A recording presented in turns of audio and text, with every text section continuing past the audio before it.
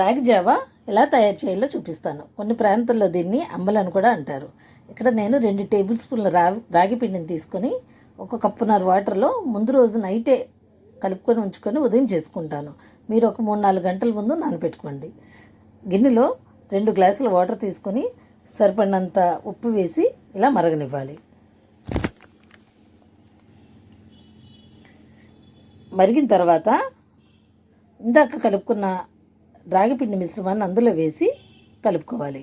ముందు high flame మీద ఒక 3 నిమిషాలు ఉంచి తర్వాత ఒక లో ఫ్లేమ్ మీద 2 నిమిషాలు ఉడకనివ్వాలి. ఇలా ఉడికిన తర్వాత స్టవ్ ఆఫ్ చేసుకోవడమే. పైన లేయర్లా కడుతుంది కాబట్టి కొంచెం చల్లనీళ్ళలా చిలకరిస్తే ఆ లేయర్ కట్టకుండా ఉంటుంది. బాగా చల్లారిన తర్వాత పెరుగుని ఇలా చిలుక్కొని కలుపుకోవాలి. ఇది gluten free, fibre rich, bone స్ట్రెంత్కి కూడా ఇది చాలా మంచిది. షుగర్ పేషెంట్లకి, డైట్ చేసే వాళ్ళకి ఇది చాలా ఉపయోగం.